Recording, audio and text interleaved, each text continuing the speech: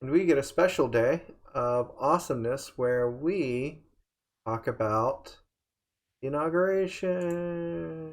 Aren't you excited? Super duper. Super duper excited? Yeah. Like, on a The, scale of 1 to 10, and I know your answer is going to be no lower than 15, how excited were you today?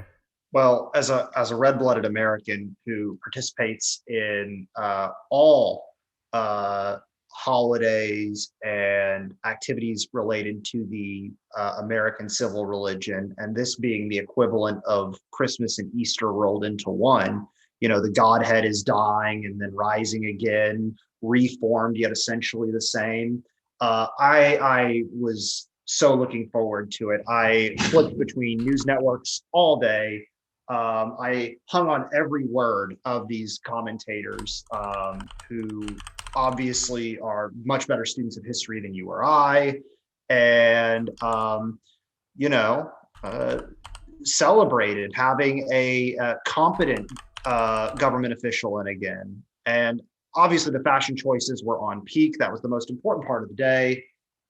Um, You see the belt? I did. Oh man, the The belt. belt. Did you Everybody see what just Bernie knows was what I wearing? mean. It was so fucking tacky.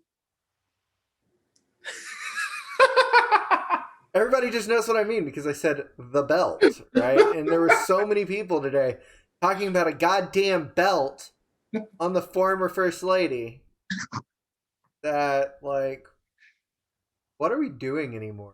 Like, what are we doing? The fact that this started at fucking 5 o'clock this morning, I'm sitting here watching inauguration coverage at 5 o'clock this morning.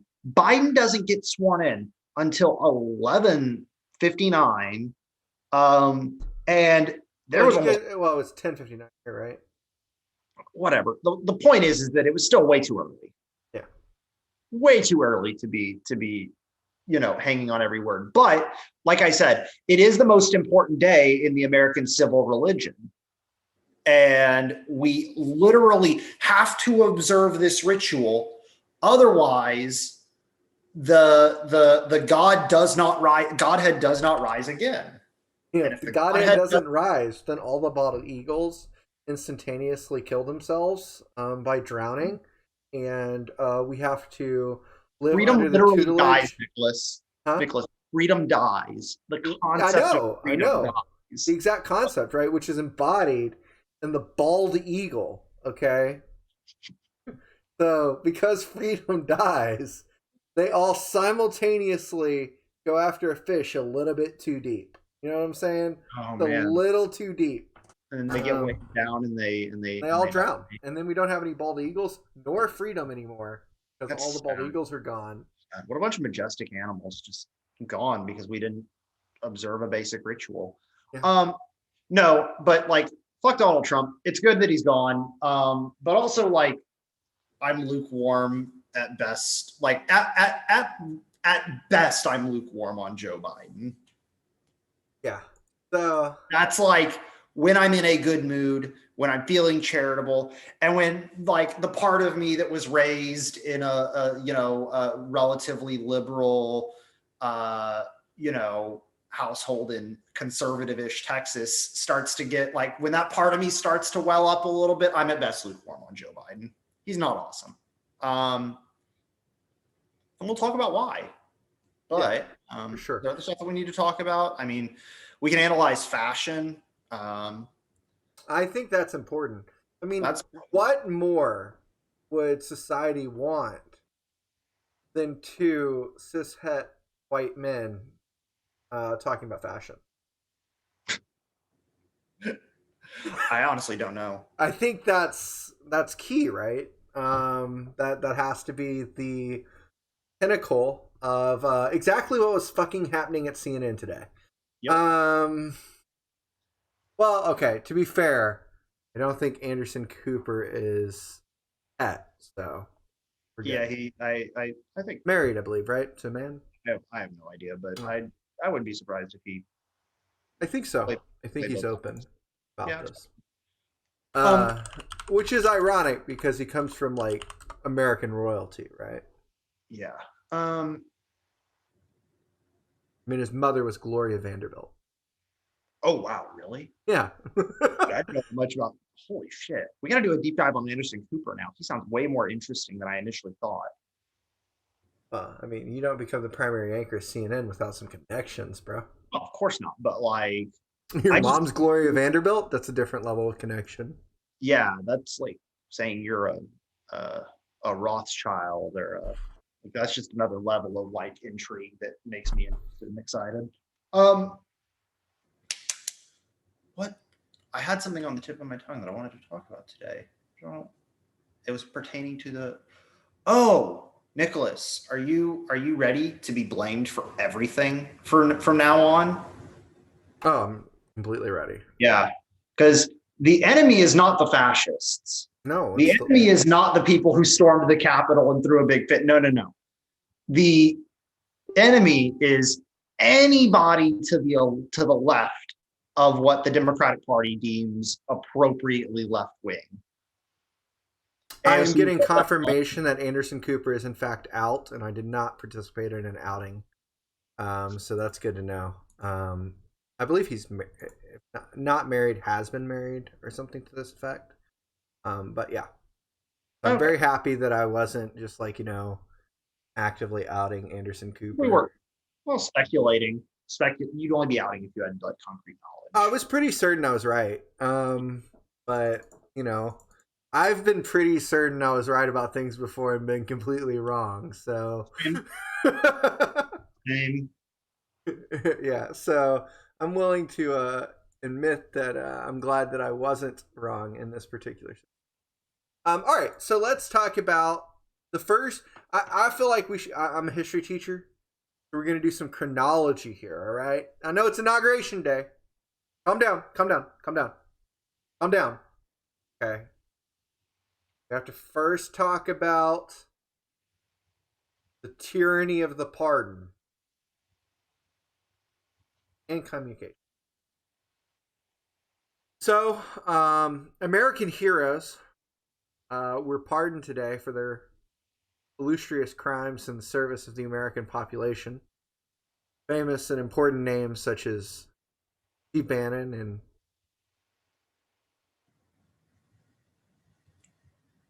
Lil Wayne. Lil Wayne. All right. Those are the two Um, I remembered. Who else got real? Who there's else a got? there's a bunch of Yeah, there are like there's a three rappers that got communicated. well, that's criminal justice reform, dude. That's like, look, he's taking Trump is taking he's taking a butcher's knife to the deep state, and Okay. he's really, So the three people were Lil Wayne, Kodak Black, and then Michael Ario Harris is the co-founder of Death Row Records, which we have all seen many a movie about. We have, of course, all seen All Eyes on Me. We have also all seen The Notorious B.I.G. So we've seen both sides of that question there, and there was no, nothing suspicious at all. flattery going on. But most importantly, and this is the true proof, Donald Trump is not a true American. Okay, that he's one of those false flag Americans. He did not pardon the most American man in the entire universe, Edward Snowden. Mr. Joey Exotic. Okay, Oh, a boy didn't get pardoned. I had the shirt on all day. When I heard he got pardoned, I was taking the shirt off. I was just taking the work shirt off and I was walking around with Make America Exotic again for the rest of the day. What did my boy Joe do? Here's the truth. America, y'all want the deep truth? True truth? The Q truth? no. Here is it. Carol Baskin got to Donald Trump. Oh, and that's why he cucked and went and. Oh, that makes sense. Okay. She told him he don't do exactly what she says, he'll end up like her first husband. In the belly of a tiger. Oh my god. Okay? My boy had a Remember the limo beginning of the ready to pandemic? go. You remember at the beginning of the pandemic when this was kind of fun still and we were watching Oh, it was that and it so was just good. It was ridiculous. so good. I don't know what you're talking about. Dude, now it's just sad. Now it's Is just sad. it? No, I love it. I still love it. I want like 5 more seasons of Joe Exotic. Uh, I appreciated it as like wacky wild TV the first time I saw it, but then I went and rewatched it and I was a bit more thinking about it, and that's never good for things that I find funny. No, that's a poor idea, dude. Yeah, because then I'm just like, these fucking tigers, like nobody's doing anything for these tigers. They're like being horribly abused, and the show kind of like glosses over all the animal abuse until the very end. And then like there's almost nothing said about like the exploitative labor relationships. Like the first time I watched it, I was able to kind of just turn my brain off, but then I couldn't, To be and then I fair did though, Joe was the nicest of the ones, right? Like, the nicest pretty of the wacky tiger people that actually owned things. yes. I mean, you had the one that was basically a cult rapist, right? Yes. You have Carol fucking Baskins, who's the evilest bitch in the whole wide world. Okay, I I'm just joking. Carol Baskins seems like a reasonable human being. Although I do kind of think she probably fed her first husband to it. yeah, she seemed like the most reasonable of all of them, but they're all unreasonable people. He also seems to want a monopoly on tigerdom. Yeah. Which All right, seems. we're not talking about. We need We to talk are about. talking about Joey Exotic, All okay? right, we need to talk about like actual pardons that happened that also mattered. So I think that like Steve Bannon is probably the most consequential of them. I'm sure that if we were to look through the whole list, we'd find other people who we could take issue with. But I think given Bannon's role in like not just propping up Trump, but in sort of catalyzing this entire rightward shift that we saw in 2016, 2017, I think that he's probably the most consequential person who was pardoned today. So, yeah, today probably, right? Like we also recognize what the you know that Trump pardoned Susan B. Anthony You're kidding. Did a posthumous pardon for Susan B. Anthony? because apparently she was wrongly validated a trial proceeding in the same manner of paying $100 fine would have.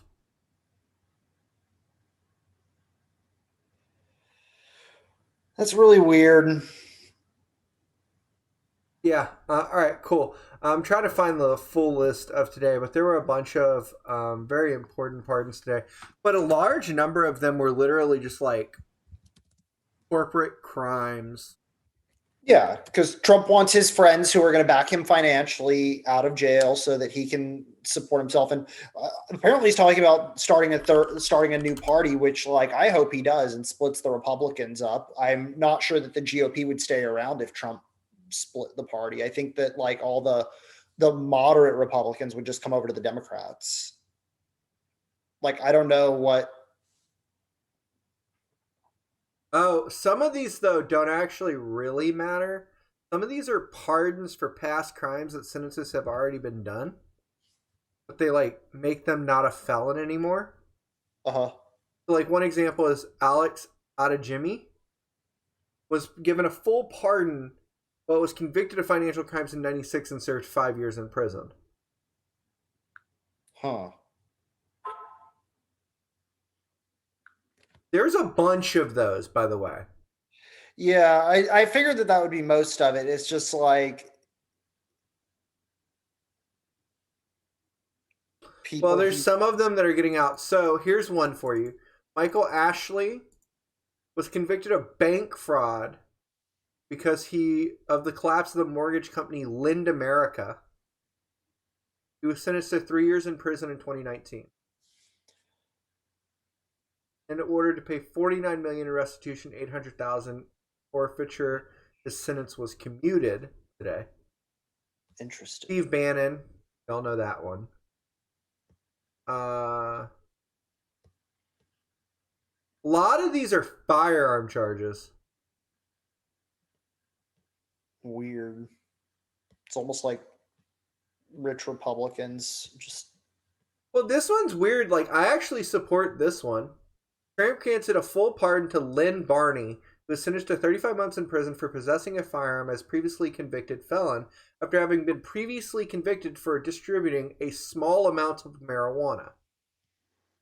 That's that like double trouble nonsense that gets people in trouble, right? Like, so I kind of like if there were 70 pardons of different people that had little crap like that, I'd be all for it. But that's not what we're seeing here, right? No, it's the small things that he can do to tell his friend, to tell people like, look, I did some pardons on people who had drug convictions. He actually And did quite a few, by the way. Quite a few of these are drug and gun convictions. Those are the primary ones that we're seeing here. But then you have a healthcare fraud.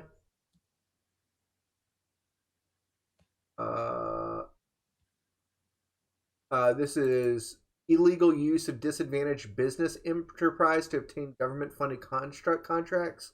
So illegal shell companies.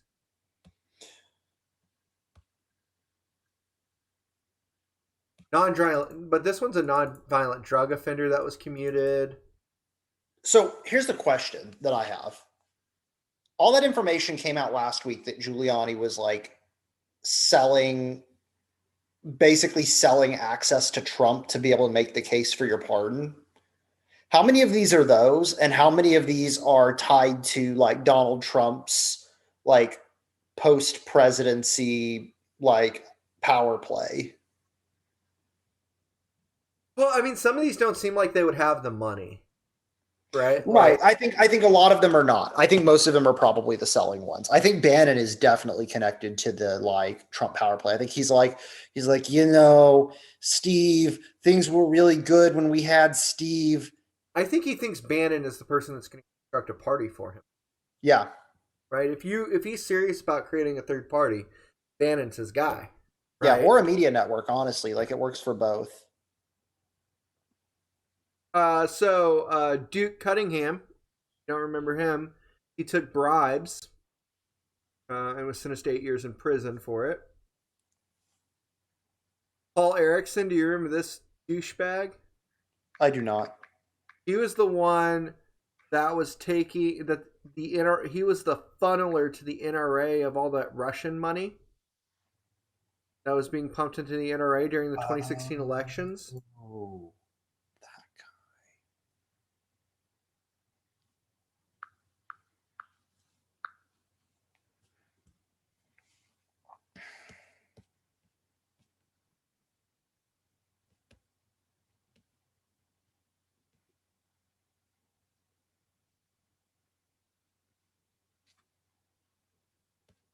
Oh, these are just nice people. Deborah Gregory and Martin Jorgensen. In the 1980s, they marketed sold processed beef as heart healthy, antibiotic free, hormone free. When the demand outstripped their ability to produce, they just grabbed other meat and sold it. That's fucking disgusting. Here's one that I found. Thomas Kenton Ford. President Trump granted a full pardon to Ken Ford, 38-year-old war veteran of the coal industry, 38-year veteran of the coal industry, and currently the general manager of a coal company. Mr. Ford's pardon is supported by the members of the coal mining community, including those with extensive experience in mining operations, safety, and engineering, who describe Mr. Ford as a model manager who conducts himself with the utmost professionalism and integrity. Okay. So I guess this is one of those like fuck big government kind of things I in an guess so. industry that he's So do you pandered to. remember? Do you remember the former governor of Detroit, the one that was taking all the kickbacks for like making certain automotive industries not able to move to Detroit and ended up destroying the Detroit economy? Mm-hmm. Kwame Kilpatrick. He was He's granted a pardon. cool. I mean, not cool. Interesting. Jared Kushner's buddy Kenneth Curson got one. Didn't Kushner's dad get pardoned recently?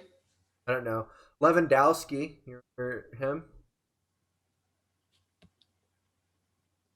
I was thinking Lev Parnas. Who is that? He's that guy from Google that tried to steal the self-driving car stuff. Oh, Led Uber for a while. nice. I don't see a bunch of these. I mean, like we've already talked about some of them.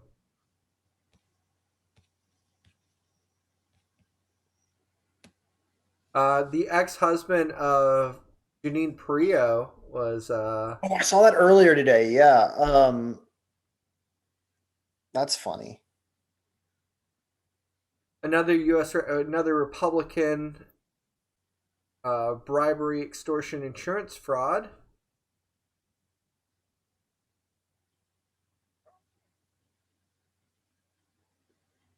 He pardoned a spy. But no Snowden, So no Julian Avim Assange. Sella, who was indicted in March of '87 on charges that he recruited a convicted American spy Jonathan J. Pollard to collect U.S. military secrets for Israel. Interesting.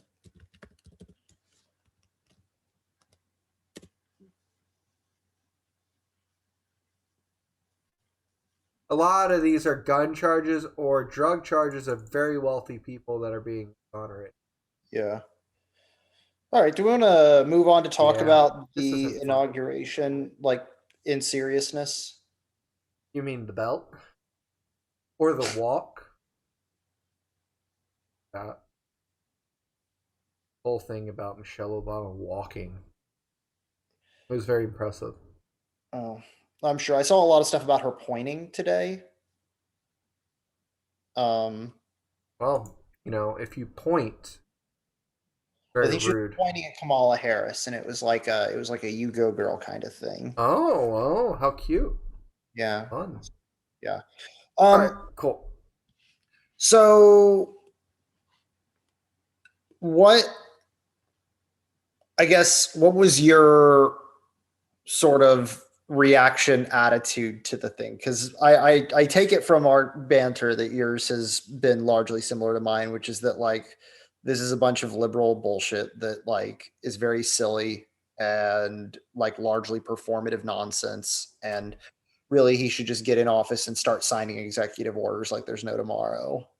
So interestingly enough, the most important performative methodology that he used was a moment of silence.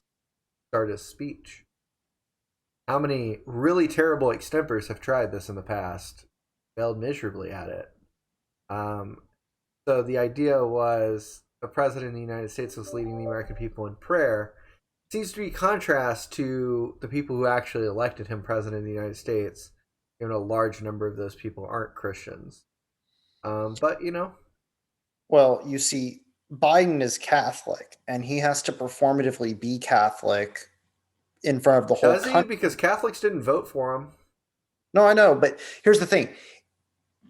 Part of the American civil religion is that you have to perform faith, Uh, right? Like you can become included within that. It's temporary, and you can be put within the zone. Like you can be put within the what's the you can be subject to a state of exception again, but like performing religiosity is key if you want to get out of, and you have to perform the right religions too. Like you can't perform heathen nonsense. Like you have to perform the good ones where there's one god. only one God. Yeah, only one god, can't be multiple gods. But I thought you said that there was a twin-headed God that we had to keep and appease, or else the democracy would Well, fall so apart. no, it's not a dual-headed god. It's just like, okay, so I don't know how much you know about like mythology and like and Nothing. So you'll have to teach me. I'm sorry. Um, Absolutely nothing.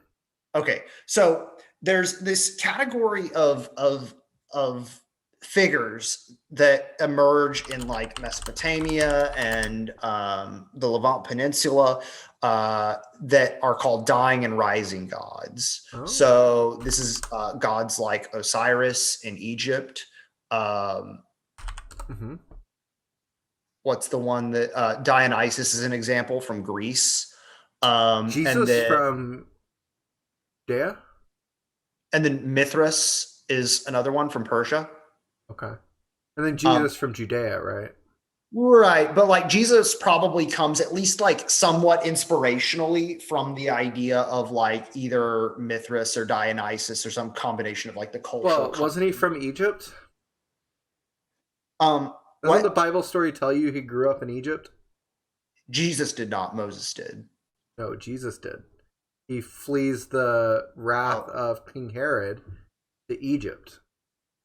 okay, maybe I don't remember. It's been a long time. Anyway, the point is that there's this broad category of figures that are classified by religious studies scholars as dying and rising gods. These are gods that grow, they die, and then they come back again. Yeah. Jesus fits this profile of a dying and rising God. If anyone's interested, Dr. Richard Carrier does a lot of discussion of like dying and rising gods, and most of his lectures have like a lot of discussion about conceptualizing Jesus as a dying and rising God. Where my comment about the American civil religion is that it's like the idea of the office of the president is the dying and rising God. It's not the individual doing it that's that figure, right? It's the iteration of it that's dying, rising again, dying, rising again, dying, rising again. Even when it's, even if a president wins re-election, they still undergo the ritual because we have to do the ritual every 4 years. And so it's just an interesting, like, I've become really interested in this framework of thinking of it through like the context of religion, because I think it's really like why people's brains turn off around this time. Like literally every time around the inauguration, you have all these liberal people who are like, Trump is the biggest, in 2015, 2016, in the lead up, Trump is the biggest threat to democracy in America. And then like on the election day, they're just like, well, we have to have some decorum because it's really important and we should respect the office and maybe the office will mature him kind of discourse. And then we've had the same people who are like, well, we can get Joe Biden in office and we can hold him accountable because we know he's not perfect, but he's better than Trump. All those same people completely ignoring that now. And they're just like loving the pageantry of it. They're like the people who fawn over the royals and just are like, oh, like, look at her dress. It's so cute. And it's like, fuck off. Like, it's not, none of this is important. Be fair. The people you're describing are a sizable number of the liberal whites on my Facebook page. And it's eerily creepy. Like, I get it, right? Trump is the Antichrist, right? And you're so excited. But, like, the number of comments about people, like, celebratory drinking Yep. is, it's like, what are you celebrating exactly? Like, what exactly has Joe Biden done? I get celebrating Trump being gone, like, or at least like Sure. out away from the levers of power. I get that. I'm down with that. And honestly, like, I really am not opposed to like people finding any excuse to drink. Like like if you if an Different inauguration, story though, right? yeah, that's like a different thing. But if you're like making a special occasion of Joseph R. Biden becoming president of the United States, like I just I don't generally celebrate corpses, right? So sir, it's my rules. I get the people who are excited for the representational elements of it. Um, because I have quite a few friends who are in that camp. Um, my question though is like the same question that I have about all, liberal identity politics, which is like, why are we celebrating this particular person of this particular demographic doing this, like occupying this office, when we could have another person who maybe is ideologically closer to you and I and what we think, what we think is worth celebrating, right? Like, I think a lot of the like liberal performative logic when they're telling leftists to sit down and shut up because it's like anti-black to not give a shit about Kamala Harris is like, okay, so by that logic, I should be happy if Candace Owens gets into an elected office someday. No, I think that people are like, well, first, like, there are real criticisms that describe anti-blackness, that are structural or are methodological, right? And those, like, we should take seriously and we should Yeah, for represent sure, and we should 100%. understand. There are then others that are not, right? The liberal one is not one of Yeah, those. the liberal one definitely isn't one of those.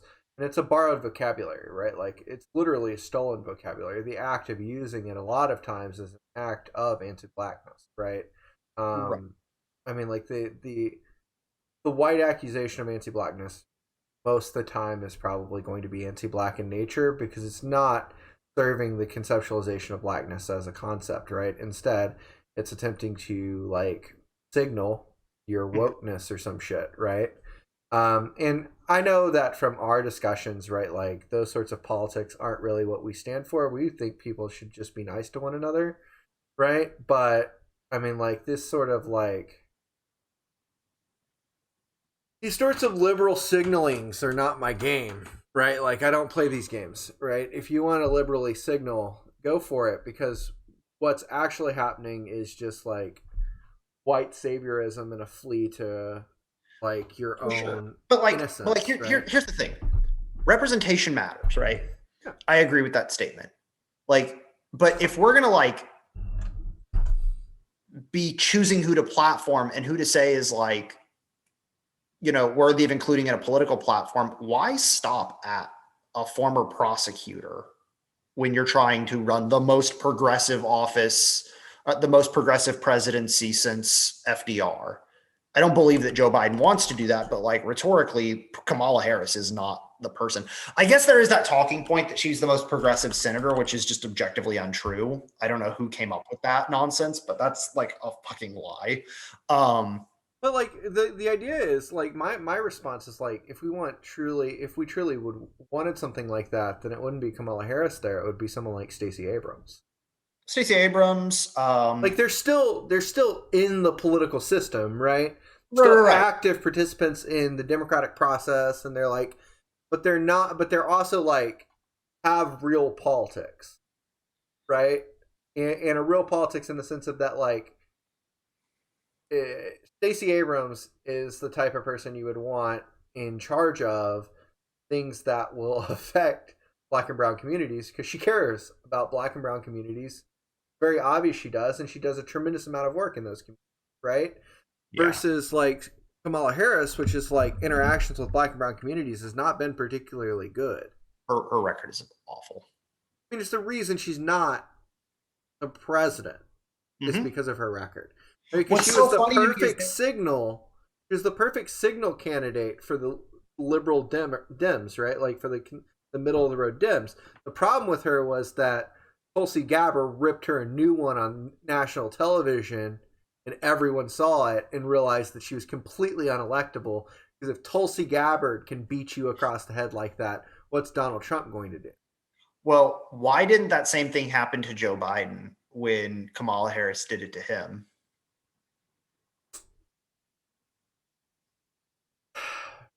I think I Joe's don't think it really matters. establishment. I think he's so establishment and boring that some of that stuff just doesn't stick, because nobody really, like. You think Biden really stands for anything? No, of course not. Right. Well, So, like, he stands for why would corporate anything he America. said That's what he previously? stands for. Huh? Biden stands for corporate America, and Biden stands for a slightly revised Obama status quo. yeah, That's all he stands for.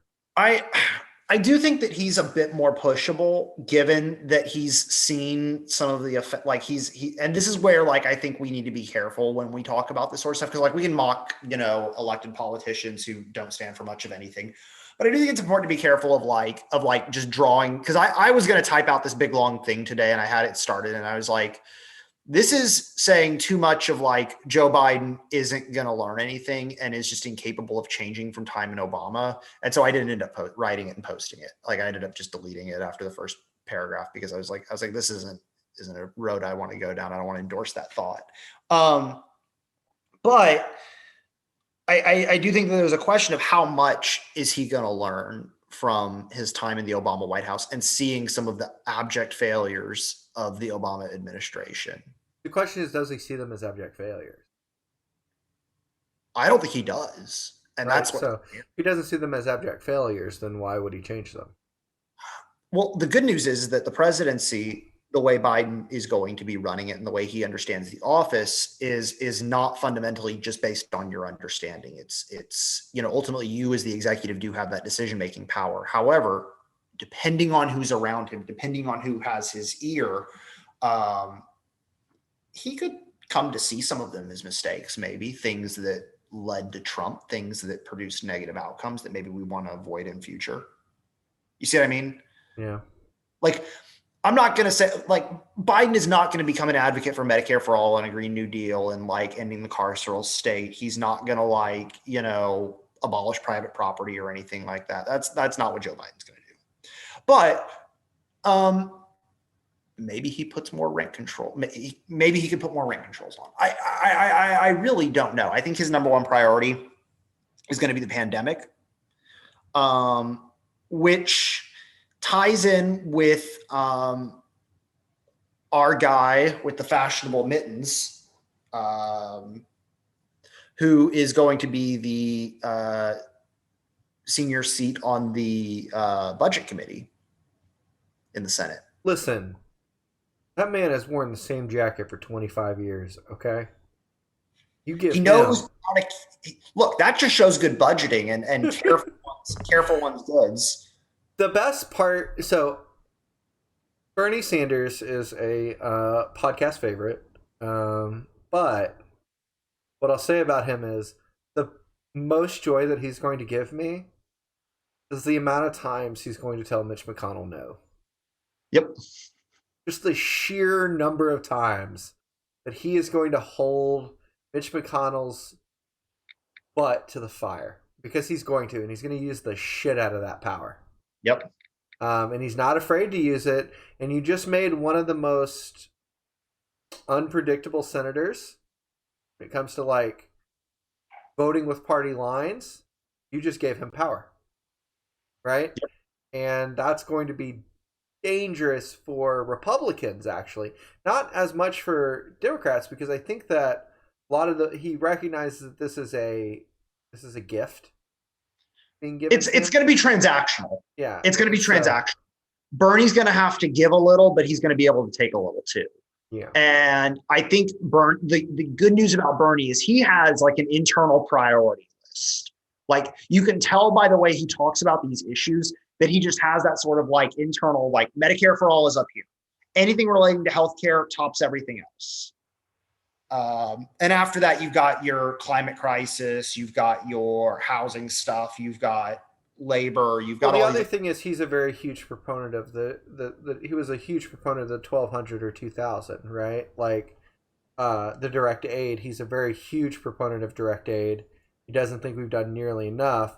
As the person in charge of the budget now for the Senate, right, as the ultimate deciding factor on that, right, he now doesn't have to ask questions like, how can we afford it? He can just answer the question. Yep. Right?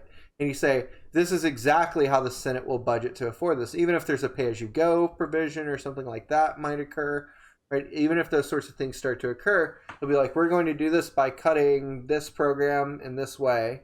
And he's going to choose programs that are things that are excessive. Yeah. Right? Like the F-35 program or, the Space Force. So we can talk about Space Force another time, but I question whether or not they're going to get rid of it. I don't think they want to anymore. I think it does serve a purpose, right? That was my thinking. I think the original objection to it, if I understood it correctly, was that like all of that function can be done within the framework of the Air Force. We don't need to have a separate branch of the military. But now that it exists, like, why get rid of it? You know what I mean? Invested so much into it that it's almost like a sunken cost fallacy, though, right? Like, you've already invested so much, why stop? But then you also have the other aspect of it, which is it clearly is going to cost more money to have a sixth branch of the military than it will to reintroduce that portion back into the Air Force. Air Force, yeah.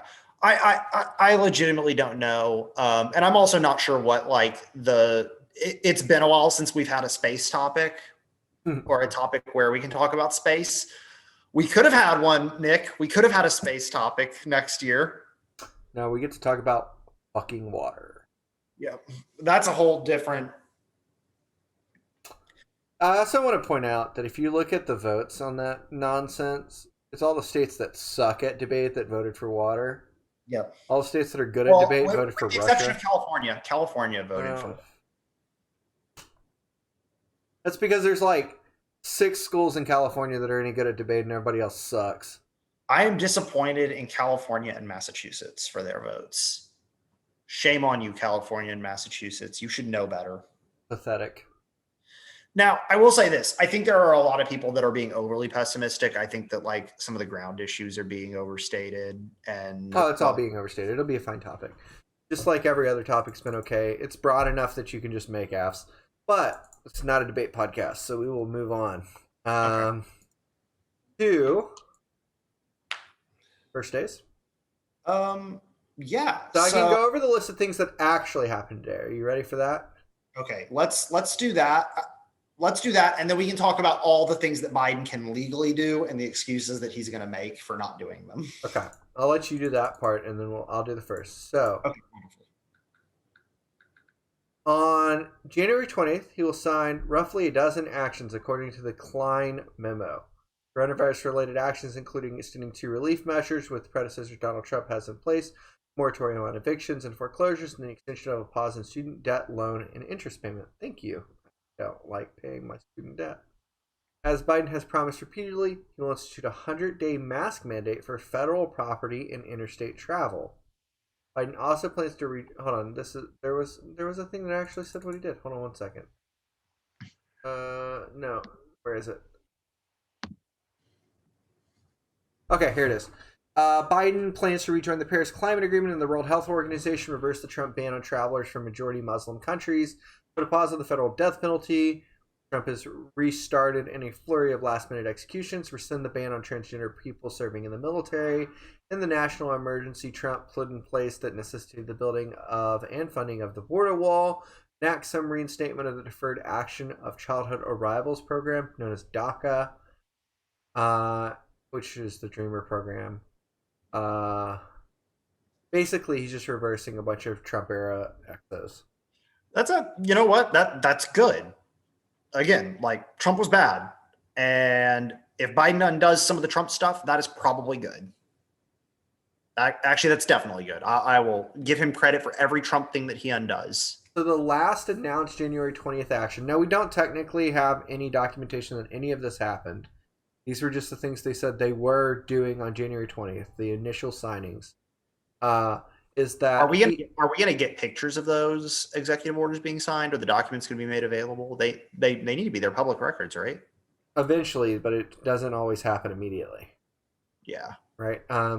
So the only thing that is not a rebuke of Trump is that he's going to terminate the permits for the XL pipeline. Hey, that's good. That was an Obama thing, right? It was. Obama. So see, he learned. Look at what I'm saying. Like he's an old dog, but he can still learn some new tricks. Yeah, I think that I think he's way more anti-oil than Obama was. I think he's not going to necessarily so he's in a different place, and this is important for people to understand. At the beginning of the Obama administration, we were at a pinnacle starting point of solar and wind, right? We had the tech, but it wasn't super efficient yet. It wasn't cost effective yet. We're now at a point where solar is more cost effective than oil. Mm-hmm. Right? We're at a point where this new photovoltaics that are coming out are going to be even better. Right? So one of the things that's interesting is while the Obama administration pushed quite a bit of money into subsidies for solar, all the alternatives, right? I don't think Biden's going to need to. The industry's already been built, right? So Do all you he think has to do is disincentivize oil. The second that he does that, all it's those his boom. Exxon and all them they start shifting investments over? They've already had investments in this stuff for years, though. Right, but what you ultimately would want from those companies if you're trying to create a green tech boom artificially, right, is to make their profit understanding shift to alternative energy is more profitable than oil. Yeah. If you could get them to do that, then you're good. And the other portion of that that's self reinforcing is the more companies that do that, the less oil production done, less oil production done in the United States would drive down the price of oil because it would be less consumption in the United States of those oil products, which we're one of the largest consumers of those oil. Also, our technology tends to move to Europe very quickly. Hmm. So things like Tesla, right? Tesla, I mean, like by themselves, just their entrance into the market has caused every major automotive uh, organization in the world to start creating electric cars. So speaking of America consuming a lot of one single good, what do you think is the likelihood of Biden like legalizing weed, Pretty like high. at least decriminalizing it? I think it's pretty high, actually. I think that like, Because Kamala had floated it like right after she got but announced if as the he does it, he also needs to commute all the sentences and relationships to it. right. It's not enough to just legalize it, because that's the part of this. Circling back to our conversation on like anti-blackness in the U.S., this is kind of one of the things that gets left out. Like people get all excited about things being legalized, but then it's people like John Boehner, who owns one of like the largest legal weed companies in the country, who end up reaping all the profit of it, and not the communities that have been victimized by over policing for all of this time. Makes sense. And like it's actually harder for like small independent businesses to get it because these large companies have been lobbying it successfully for years. So like there's this whole other element of uh of like, in addition to not commuting the sentences, people who are free, people who are like formerly incarcerated people are now like just not able to start businesses in an industry that they know. So, according to this, though, one of the things that is believed to be on the agenda is descheduling marijuana, Does that mean reducing its scheduling, or does that mean like taking it off altogether? making it effectively legal. Cool. At the federal level. Federal level, which would, in theory, I believe, allow all the states to create legal markets. Yeah, I think Texas is already laying the infrastructure for to follow on. Like there's a Texas is weird. I we probably That's the don't have CBD market, right? Like that's the fault. That's the yeah. tack on. Well, I mean, like I'm just talking about like because Texas is a very conservative state, and it's kind of a wacko Trump state. Um, but honestly, like Texas conservatism is very libertarian in the way that it approaches things. It's really like market first, culture war second. A lot of it is, yeah, for sure. Yeah, Abbott and them have been more on the culture war side of things, but I'm not sure how much of that is due to like the cultural shift of conservatism has had under Trump. Well, I don't know if it's Abbott. I actually don't. I don't see Abbott that direction. I see the others, Patrick and what's the other idiot's name? Um, Paxton. Paxton. Those two seem to be in on the culture war. Abbott seems to be like, hey, y'all, we should like wear masks. Like if he was truly on the culture war side, then he would have been like, yeah, no mask mandates. Nobody gets to mandate mask. Right? But he like enforced his own mask mandate, right? Like Yeah, I because all of these small towns, every single one of them would have never even in the slightest stint had any mask whatsoever if Abbott hadn't ordered it. Yep. Right? So to give Abbott a little bit of credit, I think he did quite a bit of good by ordering that mask mandate. There's no enforcement mechanism for it, of course, because Republicans love laws that they don't enforce. But it allowed for sorts of things. Now, I mean, I don't know how much time you spend in small towns around Texas, but in some of the few small towns around Texas that I've spent some time in, The mask mandates are a joke. I'm from a small town in Texas, and yes, the mask mandates are like way more than a joke. They're Yeah. not like Now, for a time period, they weren't. For a time period, people were actually for a following time them. period they were good because people were actually scared. But then the Oh my god. Yeah, hey, can we add a discussion section? absolutely. Okay, wonderful. I want to talk about QAnon. I do too. All Yeah. right, That can let's. be in reactions. That can be in reactions. Okay, that's fair. So can we look at this article that I sent you earlier today? Yeah, sure. All right. So for those of y'all who remember, there was a interview that Biden did a while back with members of the Congressional Black Caucus, and he basically came out and said, "We're not doing." I forget if it was like a Green New Deal or Medicare for all. It was something one of the more progressive policies. He was like, we're not doing the things that my progressive like people want to do because it would require me to do it by executive order, and that's against the Constitution." If you go and you look up this interview and you listen to it, it's like a couple hours long. You can actually hear him say this. Now, what's funny is the American Prospect has assembled a project that they call the Day One Agenda. You can go to the American Prospect plus the Day One Agenda. You can look it up. And you can see all the items that the Daily Prospect has found that are things that Trump can, or it's going to be weird shifting from president. It's like when it shifts to the year and you keep writing the last year for a while. You know what's interesting? Not done that a single time in 2021. I haven't either. Like honestly, I was since like, it's 2021. dude, I didn't do it with when it shifted from 2019 to 2020. I didn't do it either. But it happened to me in 2017, 2018, and 2019. Yeah. It's really weird. So anyway, they have assembled a list of all the things that Biden can legally do as president using existing law or constitutional powers that he has on day one. Basically, Biden can do this stuff at any time he wants. And so there's an article they have about Biden's actual day one agenda. We could maybe go through that and compare how well he actually stepped. That was what we were going through earlier. Oh, okay. Perfect. Excellent. I didn't realize that. I was going through an NBC article. There's another one on here, though, that, Biden can end the execution spree. Biden could end the Korean War formally. He could do nuclear arms control. He can, he can increase or decrease corporate taxes. He can do stuff with taxes. He can give us free colleges without Congress. He can end the war on terror. He can do.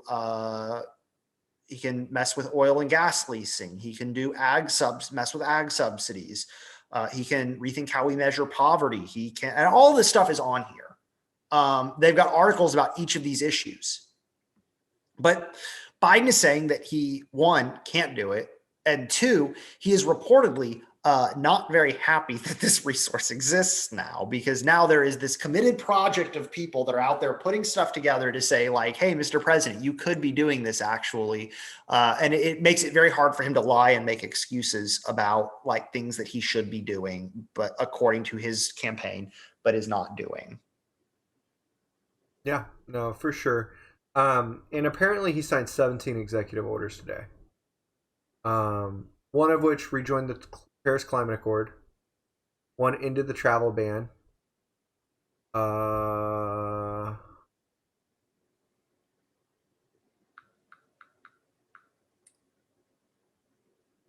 Reverse the wall.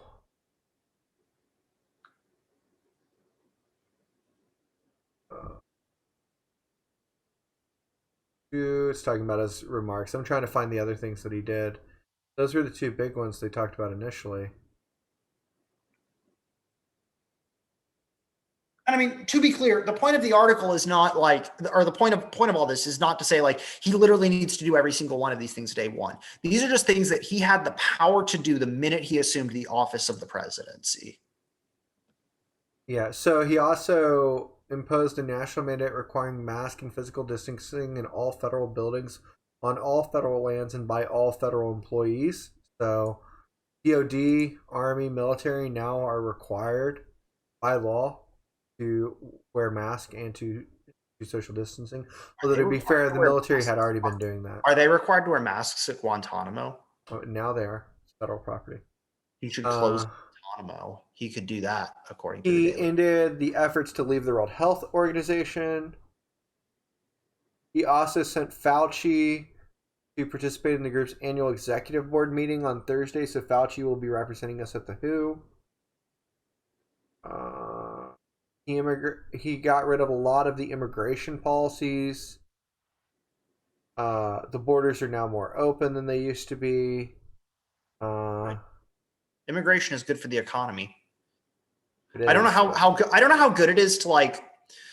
I think the immigration stuff is one of like the things that Trump ran on. It was a signature Trump thing. And I think right now during the pandemic, it's largely more symbolic than anything else. Like it's a good thing, don't get me wrong, but I don't think that there's like much of a utility in doing it. He reinstated DACA.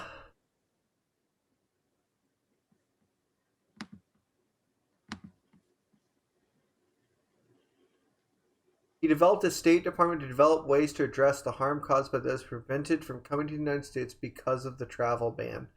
So apparently maybe we'll be giving retroactive like visas and things. Maybe they'll go above visa standards and things of that sort.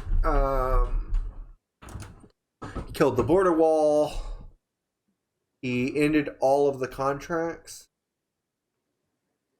I'm sure there's wall. Who are mad about that now. You know who doesn't care about that though? Trump. No, Mexico. Oh, that's fair. Because they were never going to pay for it in the first place. Okay. I don't know, man. It's the first day. It's a lot of what happened. Like this is all good. But a lot of the day was wasted on symbolic nonsense. So he's an old man. He's probably tired and didn't get a lot of like actual stuff done. I think Thursday is going to be a much more telling day where he's going to sit down and sign a lot more things. This is the most neoliberal thing ever. Are you ready? Okay, hit me.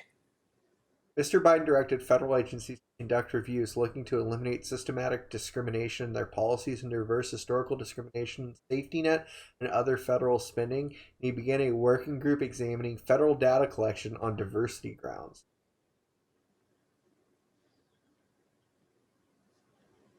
You got to look at your diversity. Mm-hmm. He didn't tell him to do anything about it. Hey, tell us how historically racist you've been. Is this like apologesia? Like what is this? Yeah, it's confessional, dude. It's the confessional. Yeah, right. Hey, I have a hint for people. I'm going to give you an idea here. Don't have to do any study. Historically, the CIA, FBI, and NSA have consisted of, wait for it, almost exclusively white dudes. Most of whom are bonesmen. Most of who are bonesmen. Just didn't have to do any research on that one. I'm going to go with there might be some systemic racism within the FBI, CIA, and NSA. Yeah. Maybe just a little bit. Just a thought. Yeah. So, you want to talk about the Q Boys.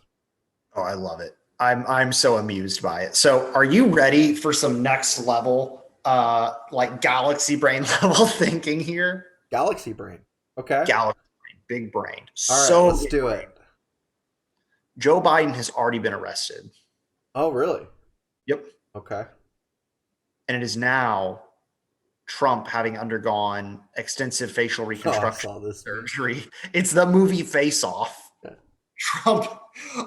So I saw that take and I'm like, I'm not sure how much of that is a troll and how much I think that this is real. I'm hoping it's 100% a troll. Dude, I hope it's real. I hope they believe this. I think that's hilarious. Are you kidding? Like, okay, so the from my understanding of the Quniverse, um, the Did you call it the Qniverse? yeah, I just called it the Quniverse. Oh my god.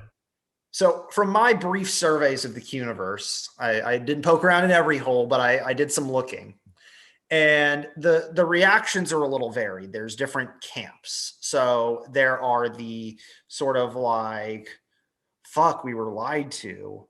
This really sucks." Like how? Why would Donald Trump lie to us for 4 years? Like there's that, What's right? his There's that incentive to do so? right. There's that element of it. The other element of it is the like kind of like conspiracy, like they're going conspiracy within conspiracy within conspiracy now, and it's like the convoluted sort of like Trump is Biden or Biden's in on it kind of thing, where it's like Biden's into catching the pedophiles now, and he's not with it. But then like and Useful Idiots did a whole thing on this, so I'm not going to rehash it, but like it was pretty good. Um, the big portion of the Q people, though, the ones that are sticking around, the people who seem to be the really true believers, the people that are going to make Q be like something that goes on, in my estimation, like I'll bet in 6 months to a year's time, if we come back and we revisit, and we go and we scan the Q universe again and we try to see what's going on in it, I guarantee you that a lot of it is Trump and the military have something going on, have something planned, but they're not going to do it yet. Those are the people that are going to stick around, because you can't verify that that's not going to happen. They move the goalposts back, right? They've sucked ass at predicting everything so far. They've been horrible at predicting so far. They haven't got a single thing right. But we can't prove that it won't happen in the future. Can't prove a negative. Yeah, I can't prove a negative. So It's the key to every conspiracy. What do you mean? yeah. Um, Well, guys, we can disprove that we can disprove the claim that we didn't go to the moon. Like we can actually disprove that. Like there are material methods to disprove that. We can disprove that like Bush did 9/11. can we though? Well, we can't. Okay, so there's like the people who are like Bush was negligent in 9/11. Bush had prior knowledge and allowed it to happen kind of stuff. I can't disprove that. But if we want to disprove the jet engines, jet fuel doesn't melt steel beams, that is actually disprovable. There's a whole book on this that you can read. It's written by engineers. It's called Hold on. Debunking 9/11 Conspiracies. Do you mean that large amounts of heat that maybe aren't sufficient to melt something might affect the tensile strength of that item? No. So, hold on. So when I cook noodles in a pot, right? They haven't melted, right? Because they're not liquid, right? But they're just as strong as when they started out, right? They can hold up the same amount of stuff. Okay. Um, the Q people, those poor bastards. Um, Yeah. Look, this is going to be a time of difficult conversations with people. And, we can be snarky assholes when we're talking amongst ourselves. We can laugh. It is funny. And we can even be a little mean when these people express, like, fascist opinions and stuff like that. But you don't de radicalize people by making fun of them. Typically, that re entrenches beliefs. And instead, it's kind of incumbent on us to have, difficult, not fun, and like otherwise very stupid conversations with the people in our immediate orbits who maybe do believe this stuff. Um, and it's not going to happen in one go. You're not going to like develop a galaxy brain argument that persuades them on the spot. That's not how human psychology works. well, and then also, like, it's just, you're not dealing 95% of the people you'll be dealing with are not Q conspiracists. However, a large number of them believe certain aspects of Q conspiracies that they don't even know are Q conspiracies. Right. Like all the pedophile stuff this summer that was going on, so much of that was influenced by Q thinking. And I don't know if you read any of the stuff that I wrote over the summer about that, but like I wrote at least like 8 or 9 different posts on the pedophile paranoia. Yeah. I mean, like the good news about that is Save the Children organization, which is actually a legitimate organization that attempts to prevent child sex trafficking, Mhm. received tremendous amount of donations during that time period. That's great, right? I'm happy that that occurred. Yeah. However, it was done for entirely political reasons, right? And it's really weird that like people clearly don't understand how cameras work, Like right? me, I can't figure out how to make my eyes not shadowy. Yeah, exactly. But like, for instance, let's say me and you shook hands, right? And you know the weird shaking of hands where you shake somebody's hands, then you also grab their elbow on the back end of it. You know what I'm Yeah, I talking mean, I've about? never done that, but Yeah, but let's just say I did that to you, right? okay. You stop it at the right point. It looks like I'm caressing the shit out of your arm. Like I'm touching you, touchy feely, right? Now, here's my question for you. Misogynistic, and I'm going to point that out right now. But it's typically women that get their hand shaked like. Well, yeah, because I think it's like men have the idea that like they can, they get a bit more latitude with how they like physically interact with women. Right, but what I'm saying though is like, okay, it could be a quick shake, right? And that's nothing. But if you stop it at the right time, it looks like it's a. So what you're saying is that yes, the like thing behind it that's driving that impulse is misogynistic, but but it's like still within the acceptable culture, like broader cultural, like acceptable, like broadly. Especially for conservatives. Yeah. I mean, like conservative men, right? Like misogynism doesn't normally bother them too much, right? Like, well, I'm not going to speak for all of them. Some of them probably are bothered by misogyny, right? But Selectively. selectively bothered by misogyny, right? And then I mean, shit, those poor freaking pizza owners in DC that have like crazies come into their place all the time looking for basements that don't exist, right? Like, Again, it's hilarious, but it is like really sad. but Like no, they're they've had literal gunmen come to their fucking yeah, no, I restaurants, know, I right? know, Like, I know. But what I'm saying is like just the premise of Pizzagate is like funny on its own. Like it can be funny and it can also be like horrible, right? right, but like, so there's this thing, right? Like, we know that real child sex trafficking occurs, Mhm. that powerful people are involved in it. We know those things are true, right? Like, Former Jeffrey president of Epstein. the now former president of the United States was definitely implicated in sex trafficking. He was Jeffrey Epstein, right? Like, we He was know he good buddies existed. with him. So here's my question, though. All these people that wanted to talk about, you know, Biden pictures or whatever, right? That are just like still photos of him in awkward situations with kids, Mhm. right? All of a sudden stop talking about Jeffrey Epstein about the same time that it became obvious that Trump had a relationship with Jeffrey Epstein's girlfriend. Well, no, because all the conservative folks I know that kind of gave this stuff credence, they just kind of ignored it and they leaned into the like Clintons were really good friends with them and Bill Clinton was definitely on the island and all that sort of stuff. Listen, if you can prove to me that Bill Clinton was on that damn island, put him in a prison and bury him under it. Right? Well, I'm for no. it. There's actual confirmation that he was on the island. That's what I'm saying though. Confirm it. Put Yeah, the dude they've under a prison. Okay? look. I agree with Anybody you. else that's involved with that, put them under the goddamn prison. I'm for it. Right? The trick with this thing is though that I don't give a shit which side of the political aisle they're on. Right? Point is that If it came out tomorrow, you know, friend of the show Bernie Sanders would never do something like this. But if it came out tomorrow that Bernie Sanders was on one of those lists, right? Put him under the fucking prison too. Right? Like these sorts of things aren't. There's no place for partisanship if you're going to levy these sorts of accusations.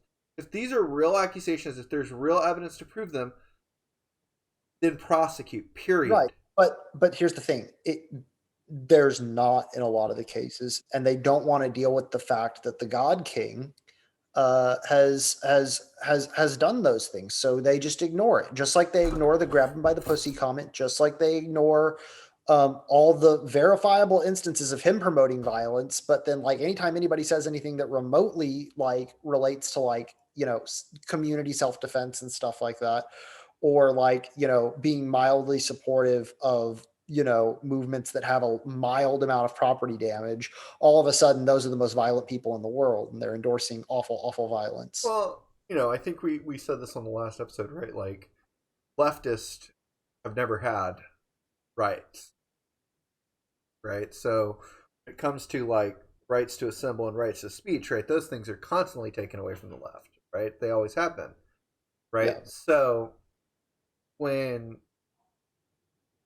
I think it has a lot to do with which demographics have gravitated towards the left in history, right? Because like it was mostly like Italians, Eastern Europeans, and because of the large Jewish population among the Eastern Europeans, it was Jews, and there was a lot of anti-Semitism at the time where they were doing all those crackdowns. The reason Emma Goldman went to jail was largely because, or was persecuted against, was because she was Jewish. Had had less to do with her anarchism and more to do with her Jewishness. The anarchism is just is a pretext for it, right? But I do think that those things get woven together, because at the same time that like communism became a smear word for for gays, for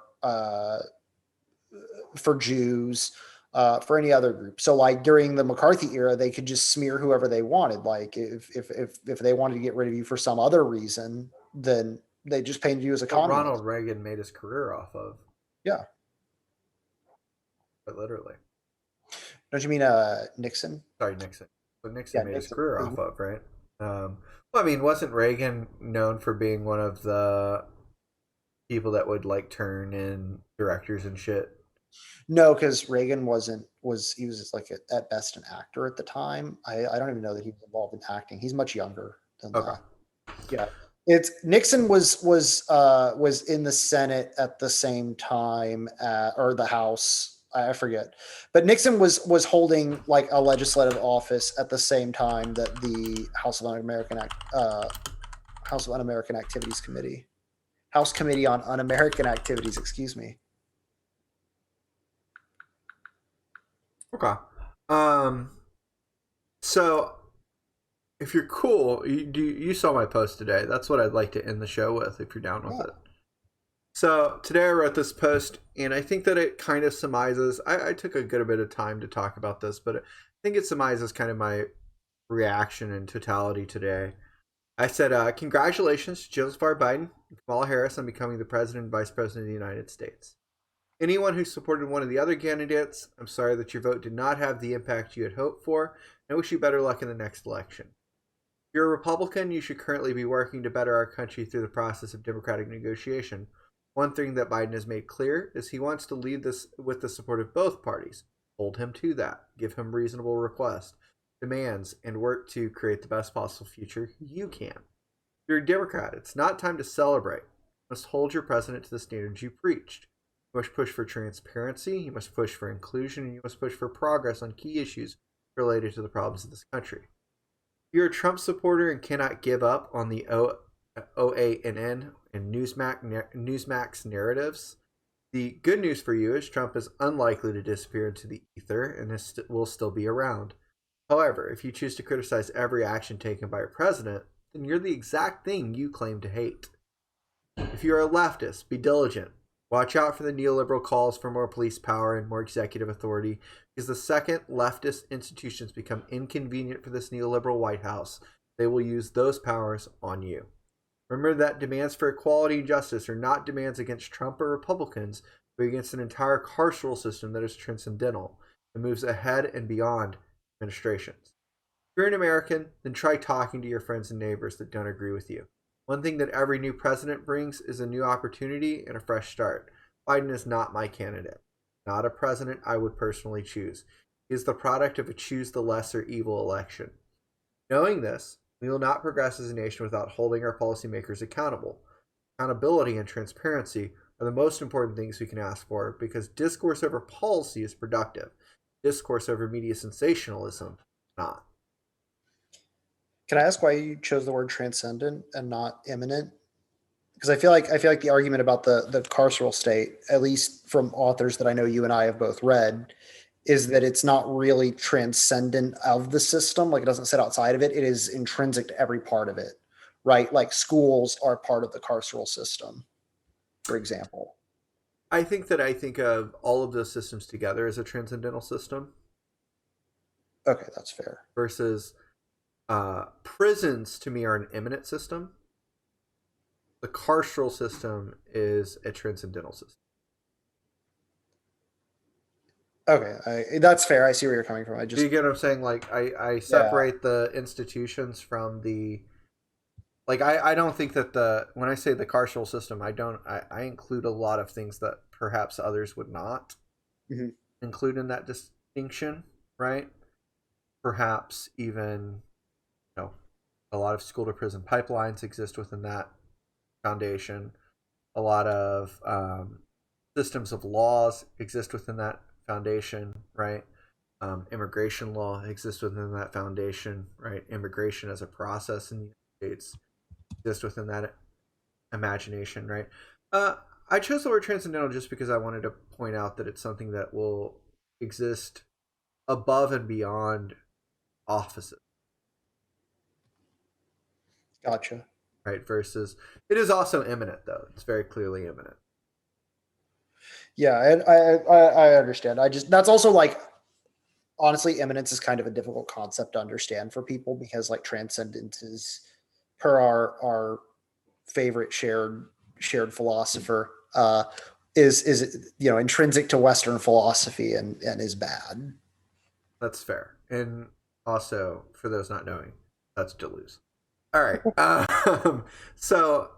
Any last words? Any parting shots you want to take at QAnon or anybody like that? No, I hope everybody's well. I hope all is well. Oh, I was gonna say for the leftist stuff is already happening, by the way. The whole like leftists are being targeted already. This is from a friend's post. This is a comment on a friend's post that I saw from somebody else. I've had a decade-old white friend remove me today because I didn't swallow my anger and frustrations about Biden for them. LMAO, Lamau. We need to be quiet again, Marcus. Oh, I shouldn't name drop people, I guess, but we're no longer politically advantageous to have vocal. Meaning we were like leftists, and in this case specifically like indigenous leftists were advantageous to have. Well, yeah, Uh, they gave Biden Arizona. they were advantageous to have vocal, but now that he's in office, everybody just needs to shut the fuck up and let Joe Biden do Joe Biden because he's the president. You're not. What do we know, Nicholas? Well, I know that protests in the streets aren't going to stop if police keep killing black people in the streets. All right. That's what I I know. yep. I hope he knows that too. Um, and at some point, people are gonna get to the point where if the peaceful protest won't work, then other methods will be chosen. I think we're beyond truly peaceful protest at this. Yeah, I mean, I agree. I don't think that anyone believes that peaceful protest works anymore. I think they may give it a couple shots with Biden, see if he's more malleable. But I mean, like the trick with modern peaceful protesting is that it's a peaceful protest for the first 4 hours. Mhm. Then the sun goes Then down. the sun goes down. No longer is it a peaceful protest. Well, yeah, but I think a lot of that has to do with police escalation, due to like I said quarantine, but that's not the word that I want to use. What's the word for when you basically say you can't be on the street after this time? Oh,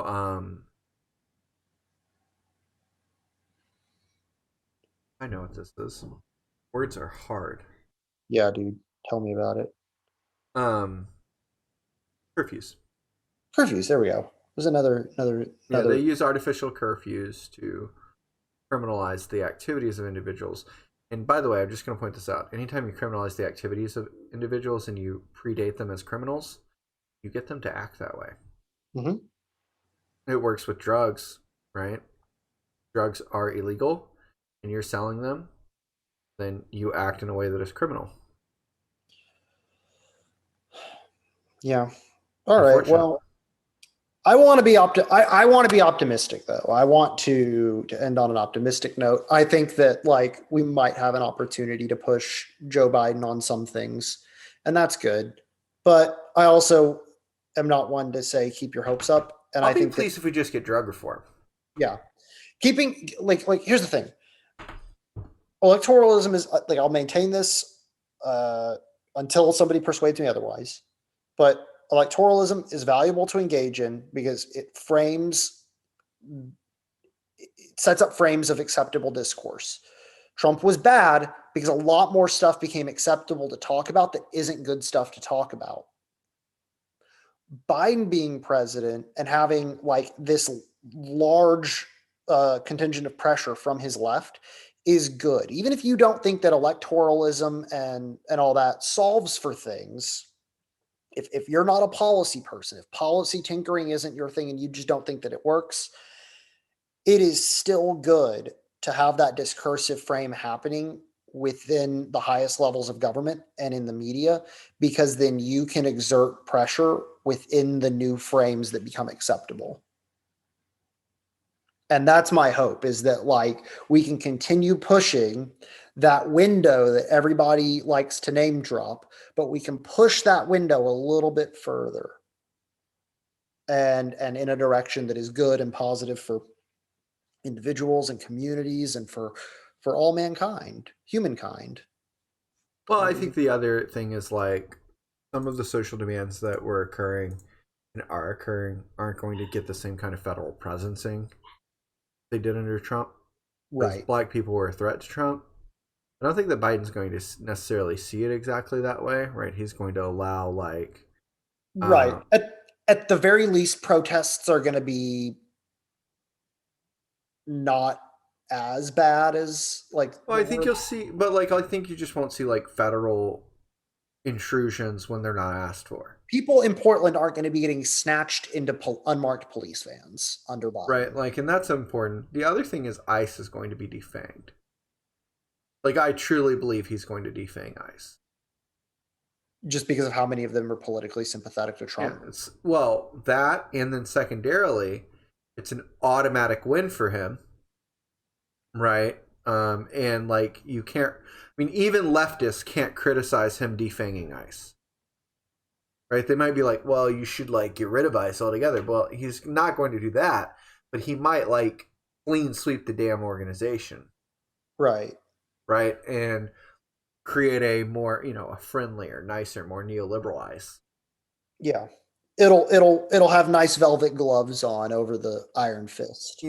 They won't put kids in cages anymore. They'll just store them in rooms. They'll put them in boxes with. This is a true answer. Are you ready? This is the difference between Biden and Trump. Okay. When the kids are in cages in Biden's America, their parents will be with them. Mm-hmm. It sucks that I'm going to say this, and it's like a really shitty thing, but that is better, right? Like it's so we don't have thousands of children that we don't know where the hell their parents are. Right. Now they shouldn't be in those cages at all. No.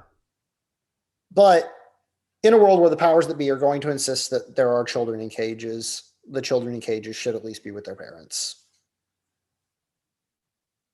This is America. Yeah. All right. I don't have positive